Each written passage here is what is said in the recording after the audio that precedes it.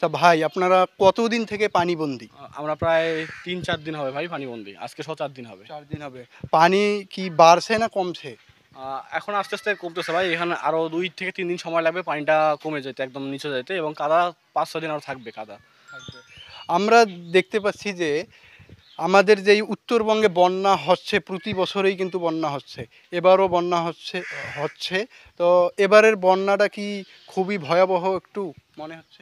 ভাইয়া ২০১৭ সালের কথা অবশ্য আমাদের মনে আছে। তার কিছুটা কাছাকাছি চলে গেছে। কারণ আমাদের রেল লাইনে পর্যন্ত পানি উঠে গেছে। এখন মানুষের প্রায় অত্র লালমনিরহাটের বলতে গেলে 50% বাড়িতেই পানি উঠে গেছে। যারা সদরে থাকে হয়তোবা তাদের কাছে আসে না পানি। কিন্তু যারা গ্রাম অঞ্চলে বসবাস করে তাদের মেক্সিমাম বাসায় পানি উঠে গেছে ভাইয়া। ঠিক আছে? তো আমরা একটা বিষয় লক্ষ্য করলাম যে দুঃখজনক বিষয়। আমি এসেছি এখানে, আমি একজন ছোট কন্টেন্ট ক্রিয়েটর।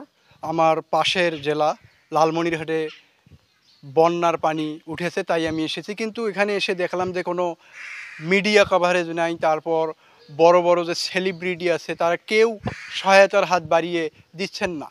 কিছুদিন আগেও নোয়াখালী, কুমিল্লা, ফেনী এসব জায়গায় বন্যা হয়েছিল। আমরা কিন্তু সবাই সাহায্য করেছিলাম, এই উত্তরবঙ্গের মানুষরাই সাহায্য করেছিল।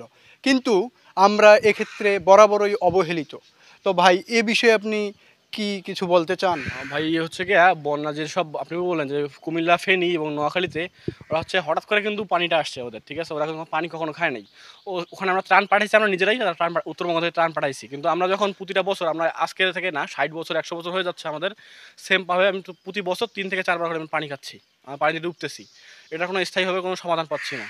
আজকে যখন আমরা মানে আমাদের কখনো মানে উত্তরবঙ্গে কখনো কখনো মানে কোনো ধরনের বড় মিডিয়া কভারেজ আমরা কখনো পাই নাই।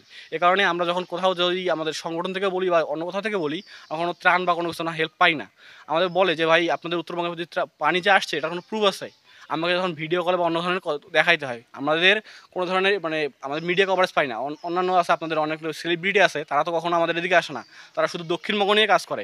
আমরা কি আজকে সারা জীবন কি মানে এখন পর্যন্ত আমরা যতদিন বড় হয়েছি আমরা অবহেলিত আছি এই পর্যন্ত তিস্তা এবং উত্তরবঙ্গের লোক, আমরা কি সারা জীবন এরকম থাকবো? আমরা চাচ্ছি যে ত্রাণ না দিয়ে আমাদের স্থায়ীভাবে একটা সমাধান চাচ্ছি। তিস্তা মহাপ্রকল্প আমরা চাচ্ছি অতি জরুরি। কারণ আমাদের ভাই আমরা অনেক বছর ধরেই আমরা পানিবন্দী। আমরা চাচ্ছি এটা স্থায়ীভাবে একটা সমাধান চাচ্ছি আমরা। এখানে কোনো ধরনের আপনার বাহির থেকে কোনো ত্রাণ বা কোনো কিছুই আমাদের এখানে পৌঁছায় না। আর আমাদের এখানে মনে করে না যে কেউ পানি উঠছে। কারণ আমরা ১০০ বছর ধরে পানি খাচ্ছি।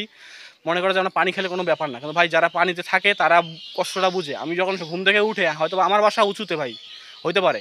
আমি যখন ঘুম থেকে উঠে তখন মানুষের কান্না শুনি সকালবেলা, তখন আপনার আপনার যে ফিলিংসটা কীরকম হবে আপনি নিজে বুঝতে পারছেন। আপনি নিজে এবার উপলব্ধি করেন মানুষের কান্না সকালবেলা ঘুম থেকে উঠে শুনলেন, আপনার কীরকম লাগবে? আমাদেরকে ভাই প্রতিনিয়ত এরকম কান্না সহ্য করতে হয় ভাই।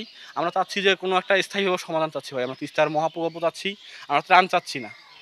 তো ভাই এই যে এই বাড়িটা আমরা দেখতে পাচ্ছি, হাঁটু পর্যন্ত পানি দেখা যাচ্ছে। তো এই বাড়িটির মালিক কে? আমার এক ভাই আছে, মানে মশিউর নাম ওনার। উনি হচ্ছে দিন এনে দিন খায়। উনি হচ্ছে শুটকির ব্যবসা করে। আপনি যেহেতু জানেন যে তিস্তার মানুষ, উত্তরাঞ্চলের মানুষ শুটকি হচ্ছে শুটকি প্রধান মেনলি। শুটকি দিয়ে ব্যবসা করে, এরা শুটকি নিয়ে কাজ করে। উনি গ্রাম অঞ্চলে যায় শুটকির ব্যবসা করে।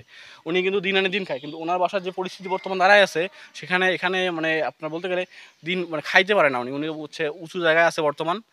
ওরা রান্না করে খাওয়ার মতো অবস্থা নেই। হয়তো বা কোনো গেস্ট বা অন্য কেউ যদি খাবার পাঠায় দেয় সেক্ষেত্রে সে খাবার পাচ্ছে, তাছাড়া সে খালি পেটে থাকতে হচ্ছে তাকে।